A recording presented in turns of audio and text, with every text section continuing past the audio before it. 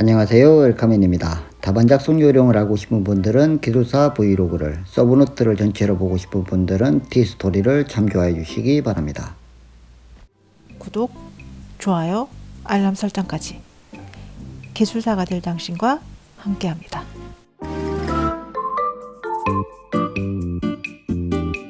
오늘은 이제 지보공부터 시작을 하려고 하는데, 이 지보공이 종류가 많잖아요. 그래서 오늘은 이제 이 지보공의 종류를 전체적으로 한번 훑어보는 시간을 가질 거예요. 그리고 난 다음에 이제 각각의 지보공의 서브노트를 가지고 세부적인 설명들을 이제 앞으로 해 나갈 텐데, 자, 지보공은 간단하게 생각하면 저희가 이제 지하 주차장을 건립을 하려면 땅을 파야 됩니다. 지하로. 그런데 땅을 일단 파서 내려가다 보면 당연히 이제 한쪽만 파니까 반대편 흙이 넘어지겠죠. 그렇기 때문에 이제 반대편 흙이 넘어지지 마라 라는 뜻으로 흙막이를 하잖아요. CIP라든가 H파일, 토류판 뭐 이런 걸로 하는데, 이제 이것도 어느 깊이 이상을 파면 넘어져요. 그래서 이 어느 깊이 이상 팠을 때 넘어지는 걸 방지하기 위해서 하는 모든 것들을 다 지보공이라고 합니다. 자, 여기에 보면 개요에서 흙막이를 지지하기 위해서 지면에 앙카체를 정착하거나 별도의 지지 구조물을 시공하는 것이라고 되어 있는데, 지면에 앙카체를 정착하면 그걸 어스앙카라고요. 물론 뭐 소일 레일링도 있긴 한데 솔직히 건축에서 잘 안 쓰거든요. 그래서 대부분 현장에서 어스앙카를 쓰고요. 그 다음에 별도의 지지물로 시공하는 게 바로 스트러트라든가 IPS라든가 지금 제 교재 서브노트에는 없지만 레이커가 있어요, 현장에서. 자, 그러면 건설 현장에서 쓰이는 지보공은 크게 어쌍카, 그 다음에 스트러트, 그리고 이 스트러트에는 이제 IPS 공법이라는 이제 신규 공법이 있고, 그리고 이 스트러트도 H파일을 하느냐, 말 그대로 이제 H빔을 대느냐, 아니면 거기에 이제 PPS라고 해서 파이프를 대느냐, 그리고 요새는 이제 합성 버팅보 뭐 이런 형태로 해서 사각형 각파이프를 4개 해가지고 하는 공법들이 있어요. 그러니까 이런 신규 공법들이 많은데 결과적으로는 이제 양쪽을 받치는 거죠. 요런 거에가 이제 종류가 있는데, 먼저 이 중에서 어쌍카는 지면에 앙카체를 정착 후에 인장을 해서 흙막이를 지지한다 라고 되어 있잖아요. 이거 간단하게 보시면 이거예요. 요게 이제 어쌍카인데, 자, CIP가 상당히 삐뚤던데요. 자, CIP가 있는데 여기에 구멍을 뚫어요. 구멍을 뚫어서 말 그대로 앙카체를 넣어요. 그러고 난 다음에 저 끝에 있는 정착장에 그라우팅을 해서 얘를 굳힙니다. 그러면 한쪽이 굳어져 가지고 이게 딱 고정이 됐을 거 아니에요. 그 상태로 당겨요. 당기고 난 다음에 어느 정도 프리스트레스를 딱 당겨서 도입하고 난 다음에 얘를 고정을 시켜요. 그러면 어떻게 될 것 같아요? CIP가 쫙 당겨진 채로 있겠죠. 그러니까 결과적으로 우리가 만약에 뭐 나무가 무너지려고요. 그러면 저쪽 담벼락에다가 이제 줄을 하나 맨 다음에 그 줄을 탱탱하게 당겨 가지고 나무를 묶어 놓으면 나무가 안 넘어질 거 아니에요. 이 똑같은 겁니다. 요런 형태로 하는 게 이제 어쌍카라고 할 수 있는데, 어쌍카의 특징은 기본적으로 CIP에서 그냥 뚫어요. 뚫어서 하기 때문에 얘는 별도의 뭐 받침 구조물이라든가 이런 게 필요가 없어요. 그래서 결과적으로는 잘 보세요. 대지에다가 고정하는 게 아니고 대지 바깥에 앙카체를 꼽잖아요. 그렇기 때문에 대지 내부는 너무 깨끗해요. 근데 문제가 이제 대지 외부에 앙카체를 박으니까 대지 외부는 우리 땅이 아니잖아요. 너의 땅 아니에요. 그러니까 이게 결과적으로 그 너의 땅에 이걸 박는 거가 만약에 어그리가 안 되면 이 공법은 쓸 수가 없습니다. 자, 여기에 이제 첫 번째로 이제 어쌍카가, 저는 솔직히 만약에 무조건 지보공 중에 어떤 걸 먼저 검토해야 된다라고 하면 당연히 어쌍카요. 왜? 이게 공사하는데 너무 편해요. 스트러트라든가 이런 부분들은 진짜 말 그대로 포스트 파일부터 시작해서 빔하고 이런 것들이 다 걸리기 때문에 그 복잡한 데에 말 그대로 백호 들어가 가지고 파고 이러면 너무 불편하거든요. 근데 어스안카 현장을 보면 깨끗합니다. 이건 나중에 제가 어스안카 할 때 한 번 더 제대로 말씀을 드릴 텐데, 이거의 특징은 이제 토질이라든가 인조 구조물의 영향을 안 받고요. 그리고 이 앙카체 자체도 이제 말 그대로 예전에는 그냥 영구적으로 놓아뒀는데, 이게 너메 땅에다가 이제 영구체로 남아있으면 나중에 그 너메 땅에 공사하는데 문제가 되기 때문에 요새는 제거식 앙카를 대부분 쓰고요. 자, 여기 소일 레일링 있어요. 뭐 철근을 정착제로 사용해서 흙막이를 지지한다, 프리스트레스를 주지 않는다라고 되어 있는데, 제가 여기 X를 했던 게 이게 뭐 건축 현장이 그렇게 많이 쓰진 않습니다.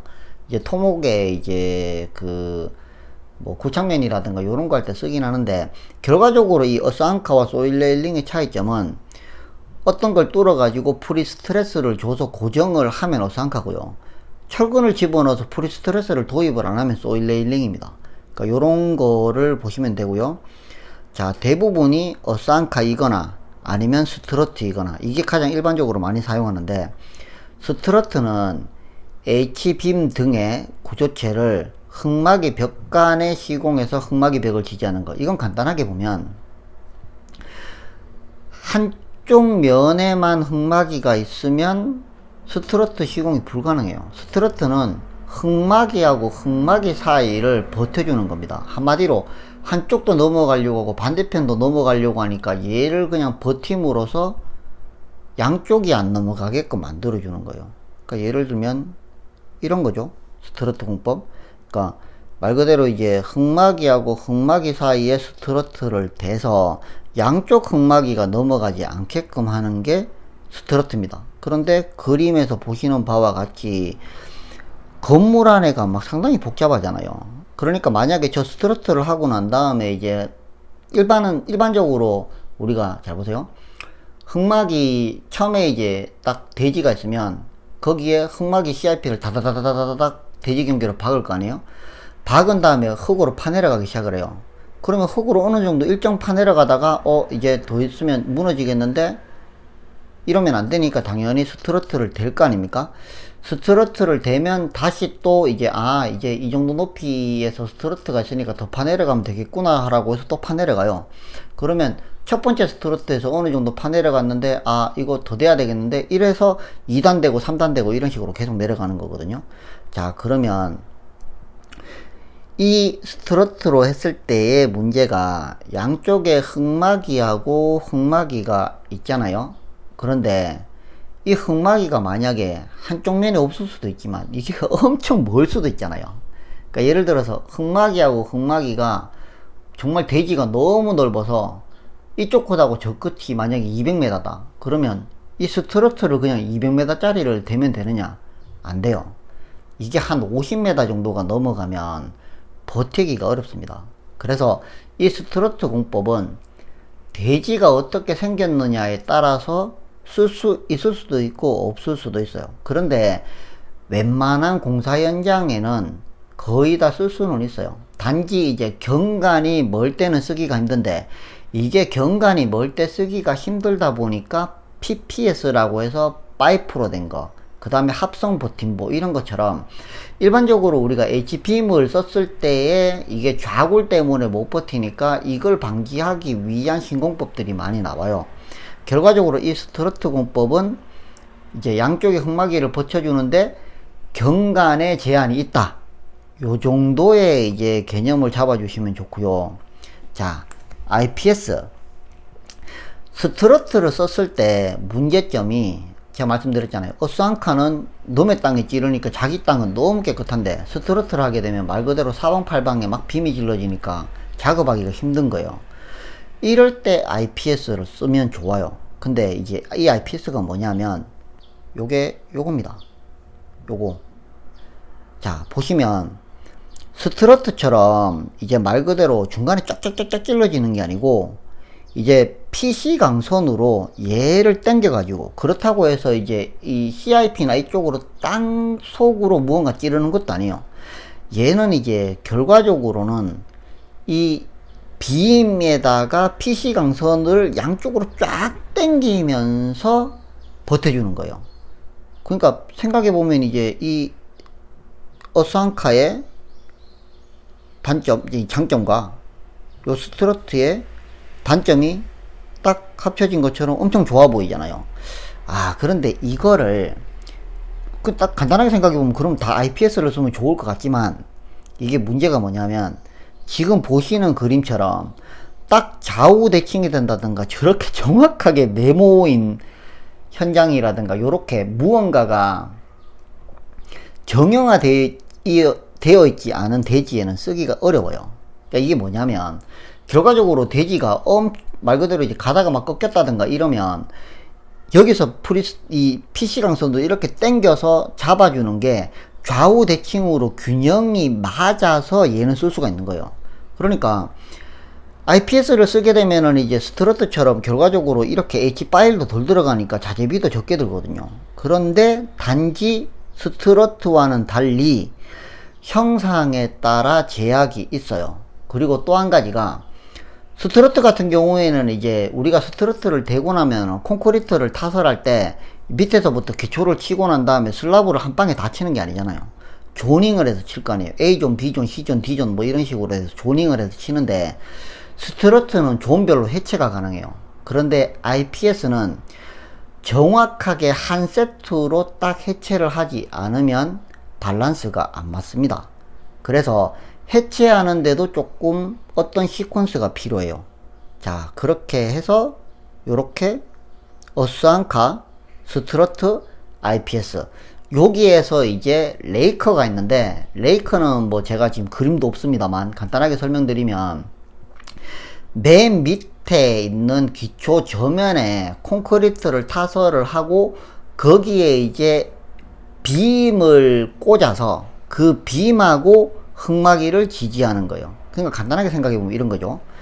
흙막이하고 흙막이가 같이 지지가 돼서 두 개가 넘어지면서 이걸 버티게 되면 스트러트잖아요. 그런데 스트러트는 제가 아까 말씀드렸다시피 장경관이라든가 저 끝에 흙막이가 있다거나 이런 제약이 있으면 안 되지만 레이커는 그냥 말 그대로 어스안카 그냥 반대입니다. 그러니까 자기 땅에다가 말 그대로 기초를 무언가를 박아서 그냥 버팀대를 세우는 거예요. 그러니까 이거 같은 경우는 말 그대로 자기 혼자 자립해서 쓰고 자기 땅에 있는 거니까 제일 문제가 없어 보이는데 이게 실제로 해체를 하고 거기에 이제 콘크리트를 타설하고 슬라브를 타설하는데 엄청나게 걸리적거립니다. 그래서 현장에서 실제로 하게 되면 차라리 스트러트를 쓰거나 그 다음에 여기 보시면 이제 어스안카를 쓰거나 이게 가장 좋고요. 만약에 레이커로 시공된 데가 있으면 토목 입장에서는 별 상관이 없는데 건축 입장에서는 별로 안 좋으니까 나중에 이제 굳이 어쩔 수 없이 레이커를 쓰는 게 아니라면 레이커가 되어 있으면 다른 걸로 변경하는 게 조금 나을 수도 있어요.